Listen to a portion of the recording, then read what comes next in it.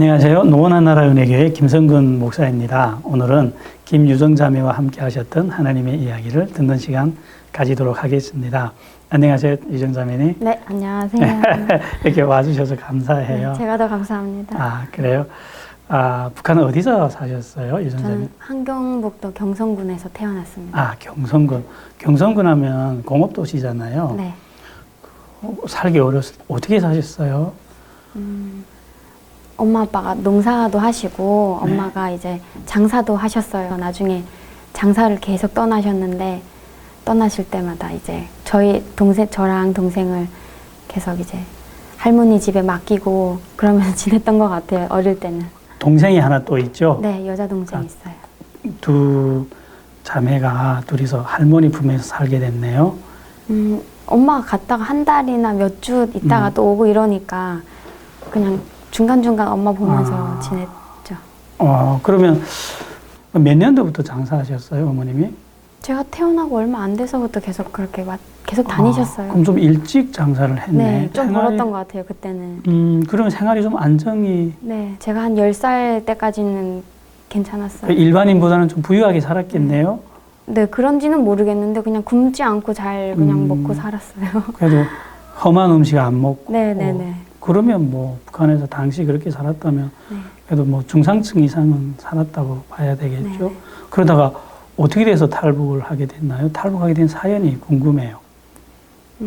엄마가 이제 계속 장사하시다가 아빠가 협조 안 하고 술 드시고 뭐 돈도 말아먹고 이렇게 하시면서 엄마가 너를 데리고 가야겠다 이래서 짐을 싸가지고 집을 나왔어요. 아, 부모님 갈라지셨구나, 네. 거기서. 일방적으로 엄마가 집을 나오고 그리고 이제 엄마 아빠가 그러니까 유정자매만 데리고 네. 엄마가 나갔구나. 그때가 혹시 몇 살이었어요? 11살이었던 것 11살. 같아요. 엄마가 늘 떨어뜨려 놓고 가서 매일 그냥 엄마 바지가랑이 잡고 울고 막 쌀도 안 놓고 갈 때도 있어가지고 많이 굶기도 하고 막 이랬는데 그때는 너무 좋았던 것 같아요. 기차 타고. 그치. 엄마가 꽁무니 따라다니니까 엄마는 짐스럽지만 그래서 이렇게 가서 이렇게 엄마라면 이렇게 장사를 어린 나이부터 장사를 하게 됐네요. 그러니까 우리 북한에 있을 때는 그런 거 행방이라 그랬나? 네, 행방 가서 이제 장사를 갔다기보다는 친척을 만나서 이제 좀 거기에 좀 같이 정착해서 살 수 있지 않을까라는 생각을 하면서 갔는데 거기 환경도 그렇게 좋지가 않고 또 거기서 농사를 지어서 살아야 되는데 적당하지가 않아서 다시 이제 돌아오게 돼서 이제 이번에 라진 선봉 쪽으로 엄마가 장사를 가셨거든요. 네, 외할머니 댁에 외할아버지 홀로 계셨는데 거기다 저를 맡겨두고 네, 장사를 갔다가 오고 이렇게 하셨죠. 고생 진짜 많이 했어요. 그 어린 나이에 낮은 선봉으로 갔네. 네. 그 낮은 선봉은 그래도 그때 개방할 때라서 무역이 한참 엄청 그렇지. 하고 그래서 장사도 많이 다니고 그랬는데 거기서 돈 좀 많이 벌어가지고 올 수 있다. 할아버지랑 기다리면 금방 오겠다 이렇게 얘기를 하고 갔죠. 네, 엄마가 그때는 네. 혼자 갔구나. 네, 혼자 갔어요. 그랬다가 중간에 한 달 정도 있다가 돌아왔거든요. 엄마가 와가지고 이번에 마지막 한 번 더 갔다 와서는 이제 그때 와서는 이제 아빠랑 동생도 다 같이 만났었어요. 만나서 이제 한 번만 더 갔다 오고 이제 우리 같이 살자고 미안하다고 얘기하고 그치. 이제 그렇게 약속하고 엄마랑 아빠랑 온 가족이 이제 같이 한 방에서 같이 자고 그리고 엄마가 이제 할아버지 도시락 싸드리고 안녕 이러고 갔는데 그리고 거의 한 달, 2달 지나서 연락이 왔는데 아빠 직장 쪽으로 전화가 왔는데 엄마가 이제 돌아가셔가지고 시신을 찾았다라는 얘기를 들어서 이제 저랑 아빠가 라진으로 엄마 보러 갔죠. 거기다 묻어드리고 또. 갑자기 돌아가셨네요. 나진에 장사로 떠났다가. 어떻게 돌아가셨는지는 혹시 아세요? 그냥 같이 일하던 사람들끼리 뭐 이렇게 사이가 되게 좀 안 좋았다고 했나? 딱히 못 들었어요. 그런데 이제 누군가 엄마를 구타를 굉장히 많이 하고 그걸 이제 방치해 둔 거를 한 일주일 후에 발견을 했어요. 그때가 굉장히 더울 때였거든요. 그래서 부패 상태도 좀 진행이 되고 그래서 저희가 갔더니 신원 미상의 시신이니까 부검도 다 한 상태고 그렇더라고요. 그래서 봤는데 엄마가 누워있는데 배도 다 갈라져 있고 눈도 다 곰팡이 피고 뭐 자는데 뭐 그냥 부패가 돼가지고 좀 그렇더라고요. 그래서 하늘이 무너지는 그런 네, 그때가 몇 살이었어요? 제가 그때 12살이었나 그랬을 거예요. 12살 때 그거를 네. 그런 끔찍한 상황을 만났네요. 야, 감당이 됐어요? 그거는 제가 말로 설명할 수가 없어요. 그때는 동생이랑 둘이서 뭐 계속해서 또 그냥 바닥을 대굴대굴 굴러다니면서 울고 엄마 사진 한 번 보고 또 굴러다니면서 울고 이런 식으로 그 엄마 오기 전에는 매일 울면서 1시간 거리를 이제 엄마를 매일 기다리면서 다녔거든요. 울면서 계속 그러고 다녔는데 그 기다리던 엄마가 죽은 모습을 이렇게 보게 됐. 그 심정은 뭐라고 지금 표현할 길은 없는 것 같아요. 그냥 예. 그냥 어느 날 그 장사 떠났는데 시체를 만났네. 와, 그걸 12살 때, 야, 버텼네. 그래도 그 아픔을 겪고도. 혹시 그때 그 어린 나이에 그 아픔을 겪고 버틸 수 있게 해준 누군가가 있었어요, 옆에? 딱히 없었어요. 어른이 이제 아빠랑 돌아가서 그때 이미 엄마가 집 나온 후니까 다른 여자분이랑 살고 계셨거든요. 아, 그럼 아빠도 의지가 안 됐네. 아빠가 저도 들어가 살 수가 없죠. 제가 12살이나 됐는데 그렇죠. 일이 하나 더 들어가면은 안 되니까 아. 저를 이제 아빠가 친척집 뭐 이 집 저 집 다 이렇게 한 몇 개월씩 다니면서 바닷가 마을에 가면은 그물 깃고 거기서 이제 허드렛 일 계속하고 애기 봐주고 얼음 깨가지고 물 기러 오고 뭐 밭일하고 별의별 일 다 하면서 이렇게 또 지내다 거기서 이제 안 가라고 하면은 또 다른 고모 집에 가가지고 이삭주의 하고 또 뭐 하고 장사하고 또 이러다 거기서 안 되면 청진에 가가지고 순대 장사를 한 3개월 정도 했던 것 같아요. 거기서 지내다 안 돼서 또 경성 쪽에 있는 그 소주였나? 그 봉지로 파는 소주랑 음료수랑 만드는 또 그런 집에 거기는 아예 갇혀서 살았어요. 못 나가게 하더라고. 병 씻고 그걸 배 앞에서 만드는 거 배워줘가지고 그걸 또 만들어서 포장하고 이런 거 해가지고 그때는 정말 힘들었어요.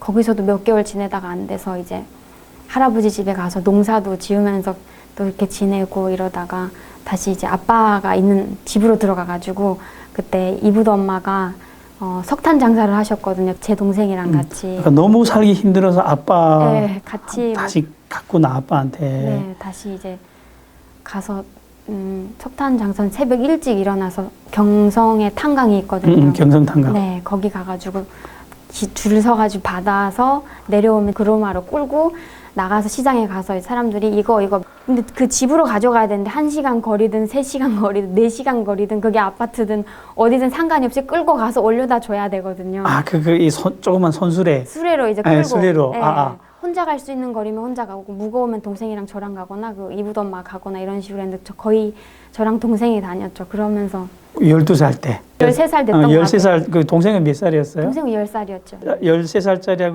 10살짜리 둘이서 석탄 니아까 끌고 다니면서. 네, 그때는 그런 친구들이 꽤 있었던 것 같아요. 이렇게 어린 애들이 뭐 이렇게 일하는 게 거기서는 그렇게 저희가 참 불쌍한 애들이긴 했지만 그렇다고 북한 사회에서 주변이 다 그러니까. 네. 나는 지금 뭐가 이해 안 되냐면 지금 그 어린 나이에 엄마의 그 끔찍한 시신을 봤잖아요. 그래서 그 충격을 지금 이렇게 삭해야 되는데 그런 시간이 없고 그럴 그냥 시간도 없이 막 생존 문제가 너무 급하니까 이제 거기에 내던져지다 보니까 언제 아플 시간도 없었겠네. 네, 그냥 그게 슬픔, 뭐 아픔, 고통 이런 거를 느낄 새도 없고 누군가 뭐 물어봐 준다거나 위로를 해준다거나 그냥 불쌍하다 쟤네 다 망해갖고 엄마 죽고 아빠 병 걸리고 진짜 그런 손가락질을 되게 많이 받았던 것 같아요. 그러니까 그냥 그런 감정을 느낄 새도 없이 그냥 밥 먹고 사는 게 북한에 있을 때는 웬만한 일에도 우리가 아무것도 못 느꼈어. 네, 네. 여기 와서는 어떤 슬픈 이야기 들으면 눈물 흘리고 슬퍼하는데 북한에 있을 때는 웬만한 앞에 사람이 굶어 죽어도 아무것도 감정이 없죠. 네, 나도 아무것도 못 느꼈거든. 그러니까 이런 과정을 거쳐서 우리는 아파할 여유도 없이 지내다 보니까 느끼질 못했다는 느낌이 생각이 더 들어. 네, 네. 고통스러운데 내가 어떻게 얘기를 할지 어떻게 표현할지 누가 물어봐주는 사람이나 내가 스스로 사고해서 생각할 그런 것조차가 없으니까 너무 절망적이고 그냥 한마디로 표현을 좀 한다 하면은 그냥 지옥이 있다면 그것이 지옥이 아닐까. 생지옥이죠. 그러다가 다시 아빠를 찾아갔어. 막 동생하고 둘이서 석탄 네. 장사를 하다가 그때 동생이랑 교제를 되게 많이 했어요.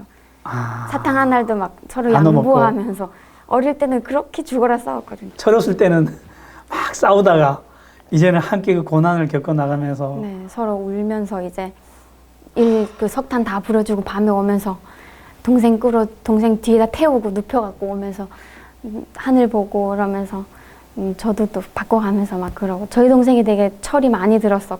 네. 저보다 되게 철이 들어가지고 그랬는데 그래서 동생하고 그 석탄을 나누면서 사탕 하나 나눠 먹으면서 그러면서 동생하고 같이 살 수가 있었네요. 그때부터. 네, 그 기간도 그렇게 길지는 않아요. 한 몇 개월 정도 이렇게 지내면서 그냥 저희가 이제 그 동생과 제가 이제 엄마를 함께 그리워하면서 늘 이제 달밤에 하늘을 되게 많이 바라봤던 것 같아요.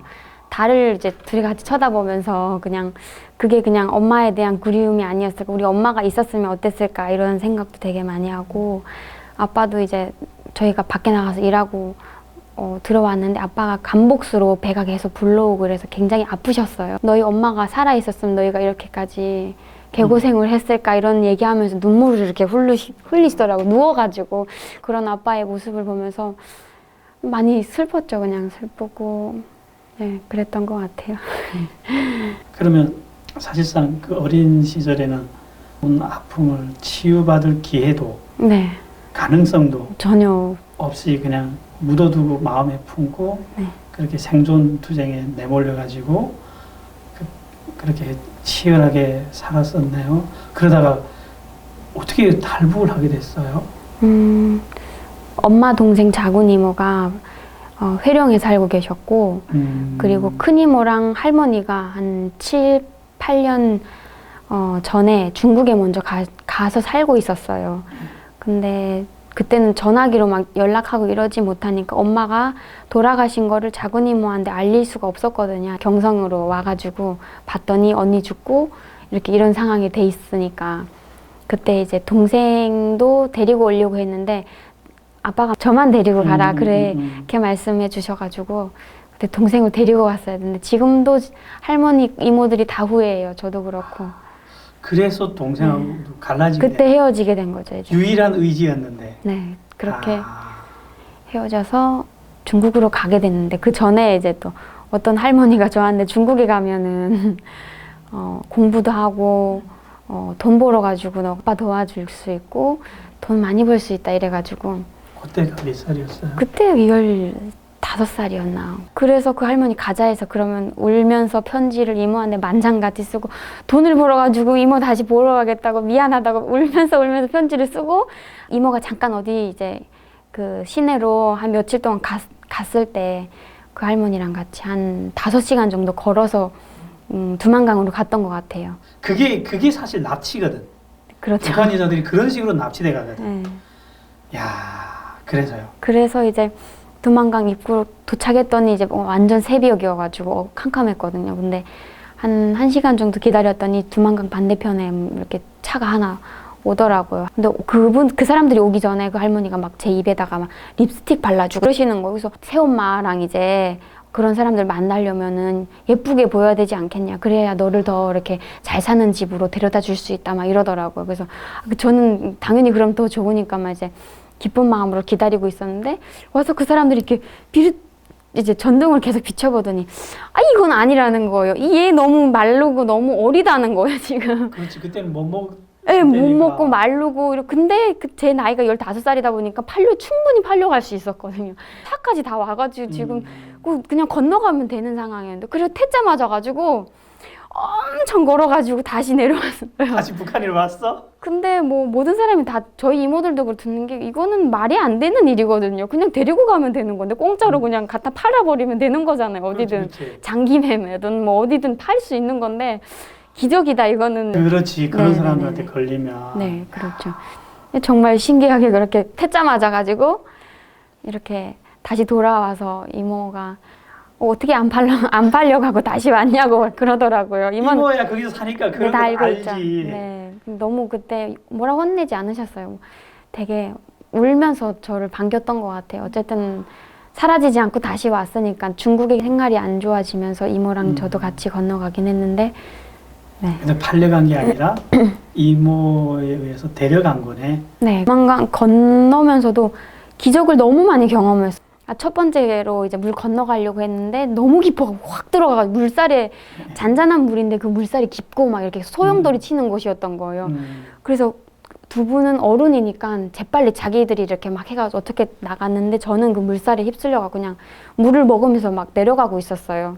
근데 이모가 뭐든 잡아라 하고 막 밖에 소리치는 거예요. 난 죽었구나 이러고 가는데 손발에 뭐가 계속 걸리는 거예요. 근데 그 강 기슭 쪽에 엄청 큰 버드나무가 큰 게 있었던 거예요.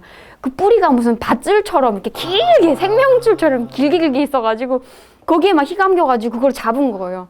그걸 이모랑 군대가 이렇게 잡아 당겨가지고 거기서 이제 나오게 돼서 힘 다 빠졌는데 너무 시끄럽게 하다 보니까 중국 쪽에서 막 군대들이 경비병들이 막 불 비치면서 막 시끌시끌한 거예요. 그렇지 소리 내서. 네, 막 그래서 어쨌든 힘 다 빼고 나오고 더 이상 건너갈 수도 없고 다시 건너가려고 하면은 거기가 이렇게 엄청 높은 가파른 그 산이었어요. 다시 건너갈 수가 없는 거예요. 두만강 건널 수도 없고 그래서 군대가 생각하다가 우리 그냥 너희 때문에 그냥 같이 죽을 걸 각오하고 그 물이 얕은데 한 부대가 살고 있는 그쪽으로 가자. 거기는 잘하면 건너갈 수 있고 아니면 잡혀서 그냥 다시 가는 깜빵에 가는 거다. 그렇지. 그래서 이제 거기로 갔는데 초소에 불이 엄청 밝게 켜져 있는 거예요. 그리고 그 두만강 쪽에 자갈로 해가지고 뚝을 엄청 높이 쌓았더라고요. 거기는 군대들이 굉장히 많이 있었겠죠. 근데 같이 올라가다가 두 사람은 잘 건너갔는데 제가 가다가 내려가다가 굴러떨어진 거예요. 와르르르 소리가 나니까 그냥 막 전쟁 난 것처럼 소리가 크게 났죠. 근데 두 사람은 그냥 뒤도 안 돌아보고 두만강으로 중국 쪽으로 다 튀었어요. 속으로 이모가 나 버리고 도망가는.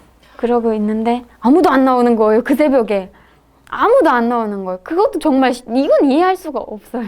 혹시 그때 하나님이란 말 들어봤어요? 뭐 들어본 적 없어요. 그냥 이거는 왜 그냥 네. 왜 이러지? 그냥 이러면서. 군대들이 안 일어나는 거예요. 돌이 그렇게 굴러갔는데 아무도 안 일어나더라고요. 그래서 빨리 오라고 하는데 그래서 가다가 물은 얕은데 한 여기 허리 정도 왔어요. 근데 꽤 넓었거든요. 건너가다 한 중간쯤에 제가 정신이 잃어서 쓰러졌어요. 그래서 물살과 함께 지나가는데 그냥 어릴 때부터 그 모든 기억이 다 떠오르면서 죽는 순간. 그리고 정신 기억이 안 나요. 저희 이모도 굉장히 마르고 키도 작았거든요. 근데 이모가 자기도 그때 그 후에 얘기하는 게 자기도 죽을 각오를 하고 내 조카가 죽어가고 있는데 나도 죽을 각오를 하고 잡았다라고 하더라고요. 이모가 저를 겨우 잡아 당겨가지고 그냥 옆구리 그때 반팔티였는데 요거를 잡고 끌려 나왔는데 그리고 나서 한참 있다가 정신을 차렸는데 저희가 어디로 왔는지도 모르는 상황이었거든요. 근데 건너서 정신 차리고 좀 있었는데 그 바로 숲 쪽에서 뭐가 움직이는 거예요. 근데 이모부가 거기서 기다리고 있는 거예요. 이모부가 하는 말이 왠지 여기 있으면 올 것 같더라는 거예요. 그래서 건너오고 기적이네. 네, 1시간 만에 갑자기 소나기가 엄청 쏟아져가지고 1시간 좀 안 돼서 그냥 두만강 물이고 거기 중국 쪽에 도랑이고 물이 가득 차버렸어요. 물이 다 차버려가지고 뭐 난리가 났거든요. 비가 계속 와가지고. 그래서 이것도 너무 신기하다. 어쩜 이렇지? 막 그런 생각을 하면서 택시를 불러 타고 가는데 그 굽이굽이 산길을 가다 보니까 이렇게 막 비탈로 막 벼랑 끝도 있고 막 이랬는데 거기서 택시가 한 번 또 벼랑 끝으로 해가지고 막 가다가 이게 제동이 안 걸리는 거예요. 도로가 진흙이잖아요. 포장 도로가 아니니까는. 네. 차가 브레이크를 밟았는데 안 멈춰서 쫙 미끌려가지고 벼랑 끝까지 갔는데 거기서 딱 멈춰져서 어쨌든 또 그러고 살았어요. 정말 그런 신기한 일들 경험해서 갔는데 할머니랑 이모들 만났는데 그때 다 하나님 알고 계셨거든. 믿고 계셨어요. 혹시 기도했대요?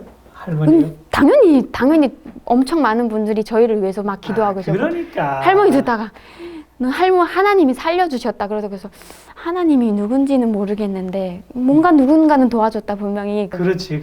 이건 정말 누군가의 보이지 않는 도움이 있었다는 게 느낌이 올 정도로. 하나님이 누군지는 모르는데 누군가는 분명히 도왔다. 안 그랬으면 나랑 이모는 죽었다 이미. 그렇지. 이런 생각이었죠. 완전히 죽을 길을 네. 결국 살아서 넘어왔네. 네. 어떻게 그래서 그럼 하나님을 인격적으로 만나게 됐어요? 너무 신기한 도착한 그 다음 날에 한국에서 선교사님들이 오셔가지고 그 수련회처럼 그런 집회를 하는데 끌려가가지고 앉아가지고 막 그 목사님이 그 목청이 다 나갈 정도로 그냥 예수를 부르짖으면서 막 하나님에 대해서 얘기하고 막 기도하고 하는데 저긴 분명히 정신 나간 것이네. 그 아줌마들도 막 울면서 기도하고 막 또 이러시는 거예요. 그래서 여긴 분명 이상한 곳이다. 그치만 나는 이모가 데리고 왔으니까 그러고 앉아 있으면 처음 그때 하나님을 듣게 되었죠. 그래서 중국에 와서는 좀 편안하게 살았어요?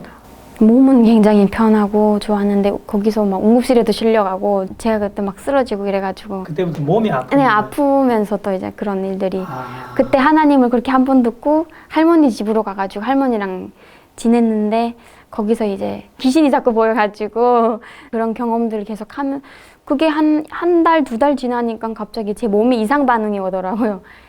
그러면서 이제 손끝과 발끝과 머리끝부터 온몸 끝에서부터 이렇게 쫙 굳어져서 굳으면서 심장까지 이렇게 오더라고요. 근데 그 심장까지 완전히 이렇게 하면 숨이 멎는다고 하더라고요. 그렇지.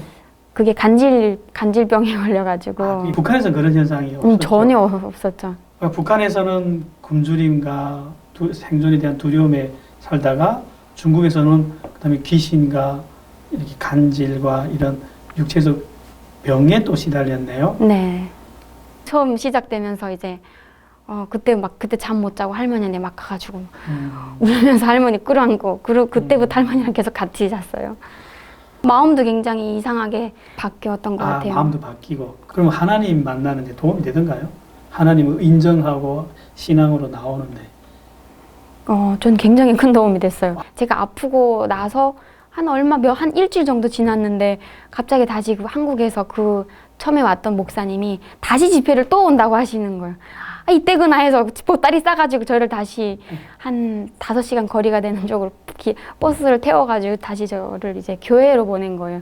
첫날에 도착해서 그 다음날 새벽에 새벽 기도를 딱 이제 모였는데 목사님 여기서 공간도 되게 비슷하고 협소하고 되게 그 사람이 아줌마들이 굉장히 빼곡히 앉아가지고 막 부르짖는 분위기였는데 목사님 말씀 다 전하시고 목사님 여기 계시고 제가 여기 앞줄에 이렇게 앉아 있었던 것 같아요. 이모랑 같이 말씀 전하고 이제 기도를 한다고 막 불을 끄고 이제 찬양 나오고 기도를 막 하는데 갑자기 또 제가 또 쓰러진 거예요. 그래서 발작해가지고 막 중내 산에 뭐 숨 꼴딱거리고 있는데 개미떼처럼 저한테 와르르 몰려가지고 막 방언이 뭔지 모르고 기도가 뭔지 모르는데 저를 눕혀놓고 그렇게 막 기도를 하시더라고요.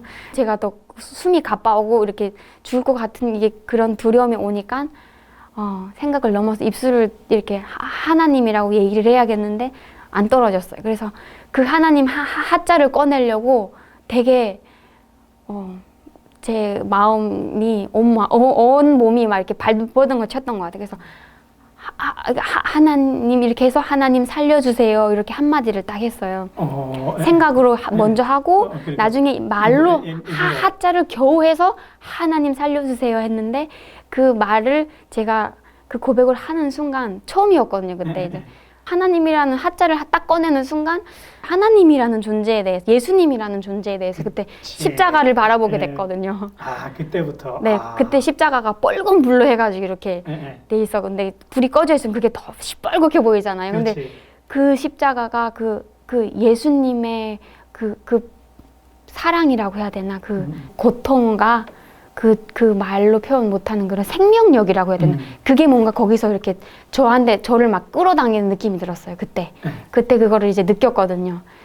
그래서 여기 뭔가 있다. 나 여기 붙으면 살 것 같다라는 생각이 들었어요. 그때 빛을 봤네 뭐 한줄 네, 그때부터 이제 제가 혼자 새벽마다 일어나가지고 말씀 보고 뭐를 기도했는지 모르겠는데 콧물과 눈물을 흘리면서 새벽 5시인가 알람 맞춰가지고 일어나가지고 대굴대굴 부르면서 침대 위에서 그렇게 되고 왜 그랬는지 몰라요. 제가 뭐 그렇다고 뭐 그때 뭐 고백하고 막 이런 것도 아니네요. 그냥 원래 성령이 임하면 그렇게 네 그렇게 뒹굴면서 콧물 눈물 흘리면서 그냥 막 그러면서 기도를 했던 것 같아요. 그리고 나서 이제 말씀을 읽으면서 이제 하나님이 혈류병 여인의 그 말씀을 예수님 옷자락 만진 혈류병 있잖아요. 그 여인 말씀 주시면서 그 후로는 많은 분들이 고백하시는 거지만 깃털 같은 마음과 구름 네네네 내가 구름을 걷고 다니는 거예요. 그렇지. 네 그래서 그게 그 구원의 기쁨. 죄사함의 기쁨. 네. 그런 거거든. 그래서 자전거를 타고 다니면서 이모에게 중국어로 예수님 믿으세요가 뭔지를 물어봐가지고 중국어로 예수님 믿으세요. 네, 그 말씀을 엄청 크게 외치면서 예수님 믿으면 천국 가야! 이러고 소리 지르고 중국어로 이러고 그러고 소리 지르면서 다녔는데 그렇게 행복할 수가 없는 거. 그래서 그런 거를 하나 둘 경험하면 할수록 그게 너무 기쁘고 이 마음이 막 살아나는데 그때 처음으로 이제 사랑한다, 너는 사랑받기 위해서 태어났다 이런 거를 처음 다 깨닫게 된 거죠. 그 전에는 아픔도 뭐 이런 뭐 그런 구체적인 거 느낄 그런 그렇지. 아파도 뭐, 네. 뭐 원래 사는 게 이런가 보다 이러면서 덤덤하게 느꼈는데 네. 심장에 바늘로 심장을 찔러도 피가 안 났었는데 이제는 그게 이제 그렇게 된 거죠.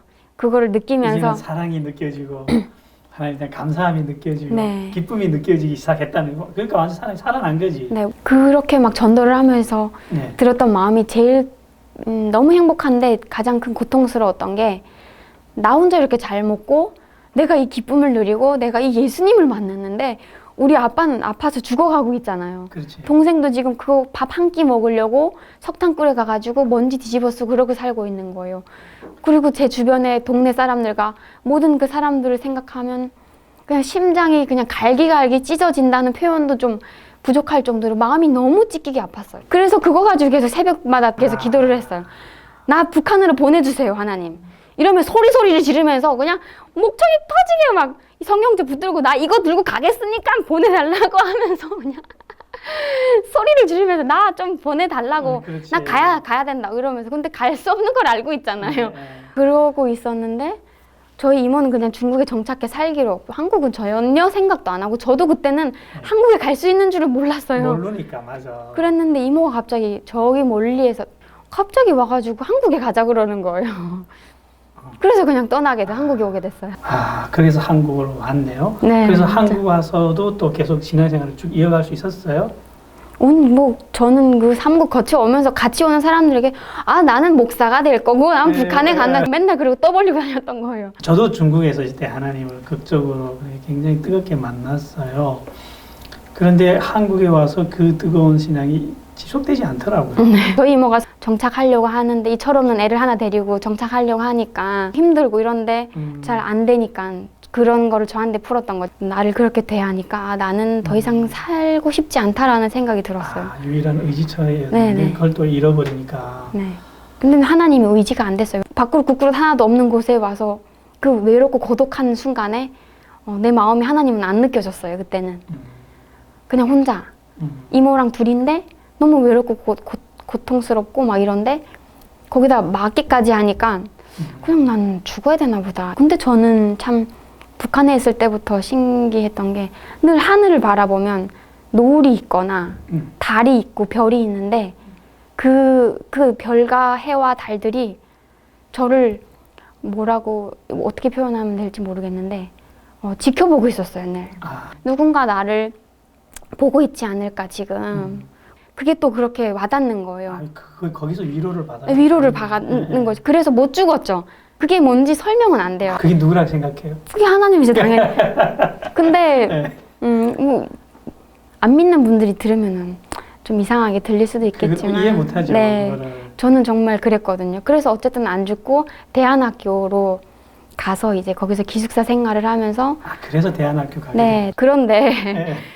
갑자기 이제 북한에서 연락이 왔는데 아빠가 돌아가셨고 동생은 이제 거지가 돼가지고 돌아다닌다라는 그 얘기를 듣고 나서 그날 밤부터 다시 악몽에 시달렸어요. 근데 너무 다행인 건 그분들이 선생님들이 믿는 분들이셨어요.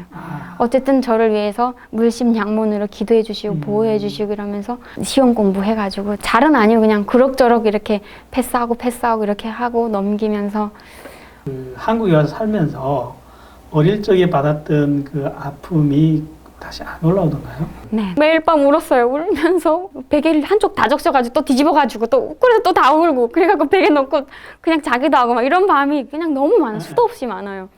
그런데 어느 날 갑자기 어떤 분이 동영상을 하나 띡 보내주셨는데 하느님의 사랑을 말씀 창세기부터 구약까지 있는 말씀을 짜집게 해가지고 하나님 편지로 만들어가지고 보낸 거예요. 네. 사랑하는 딸아, 나는 너를 창세부터 알았고 내 머리카락까지 다 알고 있고 나중에 예수 그리스도의 그 사랑까지 쭉 해서 그 편지인데 거기서 이제 내 내면에 이렇게 아팠던 죄나 이런 거 막 쓰기도 하고 이런 식으로 막 하면서 거기서 하나님은 고아의 하나님 아버지이시고 가부의 재판장이시다라는 말씀을 주시면서 거기서 하나님을 다시 만났어요. 거기서 다시 회복했어요. 옛날에 그 북한에서 당했던 네. 12살에 구타당해서 죽은 엄마의 시체, 그 변사체 그걸 보고 갑자기 엄마를 잃은 홀로 내동댕이 쳐진 그 마음, 이런 충격이 중국에 가서 하나님 만나면서 좀 이렇게 위로를 받고 다시 한국에 와서 이렇게 지금까지 천천히 치유를 받았잖아요. 그러면 어떤 순간에 만족을 느끼고 나는 행복해라고 느끼나요? 제 삶이 너무 만족해요. 저는 북한에서 온 게 굉장히 자랑스러워요. 내가 그런 삶을 경험을 했기 때문에 하나님이 더 크심이 나타나는 거예요. 그렇지. 하나님은 살아계시구나. 맞아. 그리고 하나님은 지금도 역사하고 계시구나. 그 아픔이 치유가 된다는 기적이거든. 그럼요. 지금 유정자매가 느끼고 있는 즐거움의 순간들을 지금 이렇게 쭉 설명할 수 있다면 어떤 것들이 지금 생각이 나나요? 저는 가장 큰 것 중에 하나가 남편이랑 결혼한 지 이제 7년 됐거든요. 남편이 굉장히 많이 참아주고 아껴주고 저는 살짝 그 상처 있는 사람들은 찌르거든. 저는 찌르기도 했죠. 엄청 말로 찌르고. 그렇지. 그러면서 막 나는 또 믿음이 있는 척하면서 그게 그래서 남편이 그게 상처로 남았나 봐. 그때 뭐 하나님이 저한테 해칠한 무덤이다라는 말씀도 주시고. 그러면 제일 큰 기쁨 중에 하나는 그렇게 남편이 마음에 안 들고 이랬던 남편이 귀한 거예요. 너무 귀하고, 그러니까 그게 뭐 환경이 뭐 바뀌어서 이런 거는 아니지만 그냥 하나님 부어주신 마음인 것 같은데 남편을 왜 바뀌어서 귀해 보이는 게 아니라 그냥 어느 순간에 남편이 귀해 보이고. 그리고 가장 큰 마음은 남편을 위해서 기도하는 게 그렇게 힘들었어요. 지금은 하나님이 그 남편을 위한 기도를 회복시켜 주셨어요. 남편을 위해서 기도하는 게 그렇게 즐거울 수가 없는 거예요. 남편을 위해서 기도하면 눈물이 그렇게 나오는 거예요. 남편이 어디가 아프고 어디에 상처가 있고 또 남편이 어디가 또 높아져 있는지 이런 거 부분에서 잘 알고 있잖아요. 그 부분에서 제가 구체적으로 기도를 해줄 수 있죠. 그렇지. 저는 알거든요. 하나님은 그 안에 숨겨주신 보물이 있다는 걸 알기 그렇지. 때문에 하나님께 매일 드리면서 연결이 됐어요. 그렇지. 그러니까 하나가 된 거지. 네. 근데 하나님은 일단 남편하고 하나가 된 그 기쁨을 그거 정말 좋거든. 네, 남편이 그렇게 제가 할 수 있게 해줬던 것 같아요. 그동안 7년 동안 기다려줬기 때문에.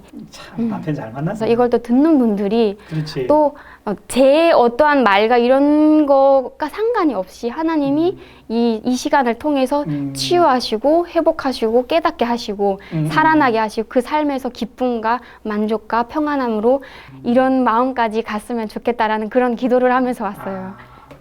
개인적으로 저희 집에서 이렇게 달달달달 볶으면서 살거든요. 저까지 여자가 4명이니까 정신없이 시끄러워요. 그래도 평온하고 편안해요, 집안이.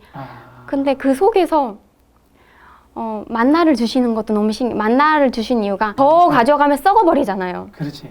우리가 받는 은혜 또한 그런 게 아닐까라는 생각이 들면서 우리 집이 작은 천국이다라는 생각을 늘 해야 마음에. 그렇지. 그게 진짜 천국이거든. 네. 야, 참, 기적이에요. 지금까지 걸어온 길만 해도 유정자매는 하나님의 아름다운 기적들을 많이 드러냈거든요. 그 삶을 통해서. 앞으로도 더 많이 또 드러냈으면 좋겠어요. 네. 오늘 와서 이렇게 너무 아름다운 이야기를 해주셔서 너무 감사합니다. 네, 고맙습니다. 네, 감사합니다.